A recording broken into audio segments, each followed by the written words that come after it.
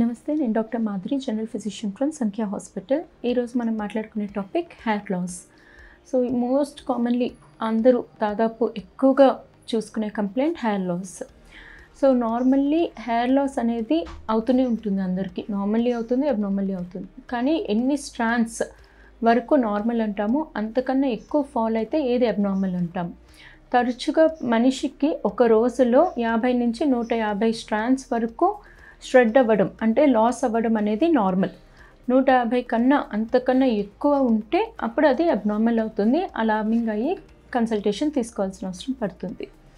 So ముందుగా hair loss గురించి తెలుసుకునేటప్పుడు ఇది స్టేజింగ్ అంటే హెయిర్ ఫాలికల్ ఎలాగ వస్తుంది, ఎలా షెడ్ అవుతుంది అనే సైకిల్ ఒకటి ఉంటుంది. దాని గురించి తెలుసుకుందాం. First anagen phase. Anagen phase అంటే growing phase. Final length of the hair అంటే మీకు ఎంత పొడుగు జుట్టు వస్తుంది అనేది, ఎంత గ్రోత్ ఉంది అనేది దీని వల్ల తెలుస్తూ ఉంటుంది. Next catagen phase. Catagen phase అనేది ట్రాన్సిషన్ ఫేస్ అంటే ఎనాజిన్ నుంచి నెక్స్ట్ వచ్చే ఫేస్, హెయిర్ గ్రోత్లో ట్రాన్సిషన్ అయ్యే జోన్ని కెటాజిన్ అంటాము. Next telogen face. Telogen face అంటే ఏంటి అంటే రెస్టింగ్ ఫేస్ అంటాం. అంటే ఒక వరకు గ్రోత్ అయ్యి ఇంకా ఆగిపోతుంది. ఆగిపోయిన తర్వాత హెయిర్ షెడ్ అయిపోవడం స్టార్ట్ అవుతుంది, అంటే ఫాల్ అవ్వడం స్టార్ట్ అవుతుంది. ఆ తర్వాత మళ్ళీ అదే ఫాలికల్ నుంచి మళ్ళీ హెయిర్ గ్రోత్ అయ్యి మళ్ళీ సైకిల్ కంటిన్యూ అవుతుంది. సో దీన్నే ఎనాజిన్, కెటాజిన్, టీలోజన్ ఫేస్ అని అంటాము. సో హెయిర్ లాస్కి తరచుగా మేల్స్లోనూ చూస్తాము, ఫీమేల్స్లోనూ చూస్తాము.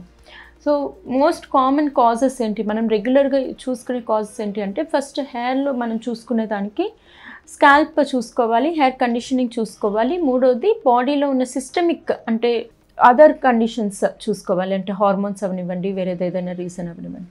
సో ఫస్ట్ లోకల్ కాజెస్ చూసుకుంటే స్కాల్ప్లో ఏమైనా ఇన్ఫెక్షన్ ఉందా, హెయిర్ గ్రోత్ దగ్గర ఏమైనా అంటే ఫాలికల్ నుంచి వస్తుంది కాబట్టి అక్కడి నుంచి ఏమైనా అబ్స్ట్రక్షన్ ఉందా, నెక్స్ట్ అక్కడ వచ్చేసరికి ఇన్ఫెక్షన్ ఏమైనా ఉందా. ఇది కాకుండా హెయిర్ మనం తరచుగా కండిషనింగ్ చేయకపోయినా, డ్రైగా ఉన్న, పల్చబారిపోయినా, దానికి అడిక్వేట్ న్యూట్రిషన్ ఇవ్వకపోయినా, ఇలాంటి వాటిల్లో వచ్చే లోకల్ కాజెస్. థర్డ్ నెక్స్ట్ వచ్చేసరికి సిస్టమిక్ కాజెస్. మోస్ట్ కామన్లీ మనం చూసేది జెనెటిక్. ఇప్పుడు ఫాదర్ నుంచి కానీ, గ్రాండ్ ఫాదర్ నుంచి కానీ, మామయ్యల నుంచి కానీ, బాబాయిల నుంచి కానీ, వీళ్ళెవరిలో అయినా కానీ బట్టతల కానీ ఇలాంటి హెయిర్ బట్టతల కాకపోయినా హెయిర్ లాస్ ఎక్కువగా గమనించుంటే అది అనేది నెక్స్ట్ జనరేషన్కి రావడానికి ఛాన్సెస్ ఎక్కువగా ఉంటాయి. ఆ తర్వాత మనకి లైఫ్ స్టైల్ చేంజెస్. ఇప్పుడు ఇన్ని అవర్స్ స్లీప్ ఉండాలి, స్ట్రెస్ ఉండకూడదు, life style balance, fast foods కానీ వీటన్నిటిలో కానీ లైఫ్ స్టైల్ చేంజెస్ ఉంటేనే మనకి గ్రోత్ అనేది బాగుంటూ ఉంటుంది. Next nutrition. కొన్ని వైటమిన్స్ అనేవి హెయిర్ గ్రోత్కి బాగా సప్లిమెంటేషన్ అవసరం పడతాయి. వైటమిన్సే కాదు, మినరల్స్ కూడా. సో ఈ వైటమిన్స్ అండ్ మినరల్స్ డెఫిషియన్సీలో ఏమైనా లోపం ఉంటే హెయిర్కి పోషకాహారం అనేది ఉండదు. సో ఈజీగా ఫాలో అయిపోవడానికి ఛాన్సెస్ ఎక్కువగా ఉంటాయి. తర్వాత స్ట్రెస్లో ఏంటి అంటే మనకి ఎక్కువ స్ట్రెస్ తీసుకున్నప్పుడు హార్మోనల్ చేంజెస్ అవుతూ ఉంటాయి. సో దానివల్ల కూడా హెయిర్ ఫాల్ అవుతూ ఉంటుంది. ఇవి కాకుండా ప్రెగ్నెన్సీ, పోస్ట్ పార్టమ్ అంటే ప్రెగ్నెన్సీ అయిన తర్వాత వీళ్ళల్లో ఏంటి అంటే ప్రాబ్లమ్స్ సేమ్ కాన్సెప్ట్. ఒకటి స్ట్రెస్ అవనివ్వండి, హార్మోనల్ ఇంబ్యాలెన్స్ అవనివ్వండి. సో దీనివల్ల కూడా హెయిర్ ఫాల్ చూస్తూ ఉంటాం. ఇవి కాకుండా మోస్ట్ కామన్లీ మనం చూసుకోవాల్సింది ఏంటి అంటే థైరాయిడ్ డెఫిషియన్సీలో కానీ, హైపర్ థైరాయిడ్లో కానీ హెయిర్ ఫాల్ అనేది ఎక్కువగా, హైపర్ థైరాయిడ్లో హెయిర్ ఫాల్ అనేది తరచుగా చూస్తూ ఉంటాం. Next PCOD. 10 మంది అమ్మాయిల్లో 8 మందికి ఆల్మోస్ట్ పీసీఓడి ఈ మధ్య ఉంటుంది. సో పీసీఓడి అంటే ఓవరీస్లో చిన్న చిన్న సిస్టుల్లాగా గడ్డల్లా ఫామ్ అవ్వడం. సో ఓవరీస్ సిస్టులు ఫామ్ అయినప్పుడు ఏమవుతుంది అంటే అది బాడీ మొత్తానికి ఇన్సులిన్ రెసిస్టెన్స్ అవ్వనివ్వండి, హార్మోనల్ ఇంబ్యాలెన్స్ అవ్వనివ్వండి. సో వీటన్నిటి వల్ల వెయిట్ గెయిన్ కానీ, హెయిర్ ఫాల్ ఎక్కువ అవ్వడం కానీ, పింపుల్స్ రావడం కానీ ఇవన్నీ చూస్తూ ఉంటాము. సో యంగ్స్టర్స్ ఎస్పెషల్లీ టీనేజ్ అమ్మాయిల్లో కానీ హెయిర్ ఫాల్ ఎక్కువగా చూస్తూ, వెయిట్ గెయిన్ అవుతూ, పీరియడ్స్ సరిగ్గా రాకపోవడం, పింపుల్స్ రావడం ఇలాంటివి ఏమైనా ఉంటే మాత్రం వెంటనే పీసీఓడి ఒకసారి రూల్ అవుట్ చేసుకోవాలి. ఇది కాకుండా టైప్స్ ఆఫ్ హెయిర్ లాస్. మనం హెయిర్ లాస్కి డిఫరెంట్ టైప్స్ అంటూ ఉంటాయి. ఏంటి అంటే first one male and female patterns. Male pattern baldness ఇది యూజువల్లీ 20 to 30, మేల్ వచ్చేసరికి 20 to 30 దాంట్లో స్టార్ట్ అయ్యి 50 yearsకి కంప్లీట్ అవుతుంది. వీళ్ళకి ఎక్కడి నుంచి హెయిర్ లాస్ స్టార్ట్ అవుతుంది అంటే క్రాన్స్ అండ్ టెంపుల్ అంటే ఈ పోర్షన్, ఈ పోర్షన్ నుంచి స్టార్ట్ అవుతుంది. స్టార్ట్ అయ్యి హార్స్ షూ షేప్లోని సెంటర్లో అనేది హెయిర్ లాస్ అనేది బాగా ఎక్కువగా చూస్తాము. It is completely different for female patted baldness. Female patted baldness ఎక్కువగా మనం ఏజ్ గ్రూప్ చూసేది పోస్ట్ మెనోపాజ్, అంటే మెనోపాజ్ అయిపోయిన తర్వాత లేట్ 50స్లో 60స్లో అలా చూస్తాం.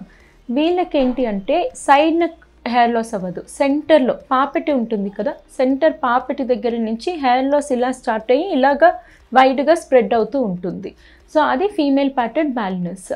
నెక్స్ట్ ఇది ఈ రెండు అనేది జెనెటికల్గానూ చూస్తాము, లేకపోతే ఏజింగ్ ప్రాసెస్లో అయినా చూస్తాము. ఇవి కాకుండా వేరే టైప్ ఆఫ్ హెయిర్ లాస్ ఏంటి అంటే, ఒకటి అలోపేషియా ఏరియేటా.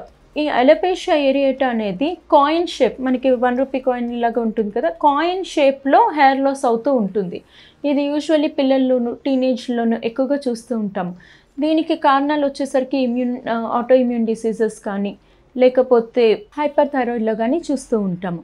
నెక్స్ట్ వచ్చేసరికి స్కారింగ్ అలోపేషియా. స్కారింగ్ అలోపేషియా అంటే ఇది ఇన్ఫెక్షన్ వల్ల కానీ, లేకపోతే అక్కడ హెయిర్ ఫాలికల్ దగ్గర ఏమైనా చిన్న స్కార్ లాగా ఫామ్ అయిపోతే ఏమవుతుంది అంటే ఆ హెయిర్ ఫాలికల్ అనేది డిస్ట్రాయ్ అయ్యి హెయిర్ అనేది ఫాల్ అవుతుంది.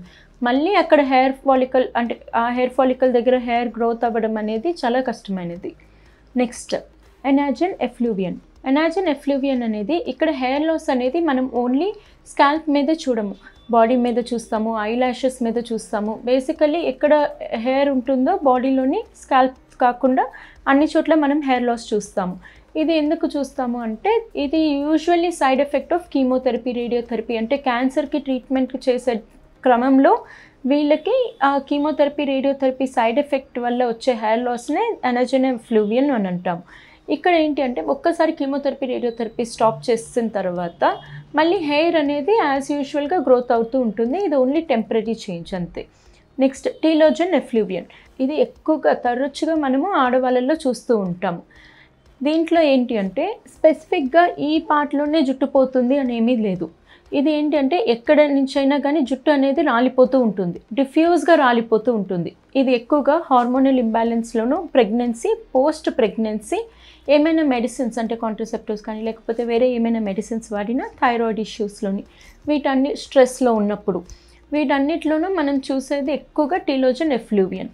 ఇందులో ఏంటి అంటే ఒక్కసారి ఆ హెయిర్ ఫాలికల్ దగ్గర హెయిర్ పోతే వితిన్ 6 monthsలో మళ్ళీ అక్కడ రీగ్రోత్ అనేది డెవలప్ అవుతూ ఉంటుంది. బట్ అది కండిషన్ ట్రీట్ చేయకపోతే మళ్ళీ ఆ నెక్స్ట్ వచ్చేది కూడా వెంటనే ఫాలో అయిపోవడానికి ఛాన్సెస్ ఎక్కువగా ఉంటాయి. సో ఇప్పుడు మనం ఏ టైప్ ఆఫ్ హెయిర్ లాస్ చూస్తున్నామో దానికి ఏ కాజ్ ఉంది. ఇప్పుడు సపోజ్ మనకి మెయిల్ ప్యాటెడ్ జెనెటిక్ అయితే ఒక రకమైన ట్రీట్మెంట్ ఉంటుంది, ఎనాజన్ ఎఫ్లూవియన్కి ఇప్పుడు కీమోథెరపీ ఆపేస్తే ఒక రకమైన ట్రీట్మెంట్ ఉంటుంది, లేదా టీలోజన్ ఎఫ్లూవియన్ అంటే ఫీమేల్స్లో ఎక్కువగా చూసేది, వీటి వల్ల వచ్చే స్ట్రెస్ వల్ల కానీ, మెడిసిన్స్ వల్ల కానీ, థైరాయిడ్ వల్ల కానీ, పోస్ట్ పార్టమ్ ప్రెగ్నెన్సీ వల్ల కానీ, సో ఈ కాజెస్లో వచ్చేవి డిఫరెంట్గా ఉంటుంది. ఇది కాకుండా మిగిలిన టైప్స్లో ఇలాగ చూసుకుంటూ దానికి తగ్గ ట్రీట్మెంట్ ఇస్తూ ఉంటేనే హెయిర్ ఫాల్ అనేది ట్రీట్ చేయడానికి అవుతుంది. సో ఏ టైప్ ఆఫ్ హెయిర్ ఫాల్ ఉంది మీకు, ఏ టైప్ కాజ్ ఏంటి, దాని కాజ్కి రూట్ కాజ్ కనుక్కొని ట్రీట్ చేయాలి. So this is about hair loss. Thank you.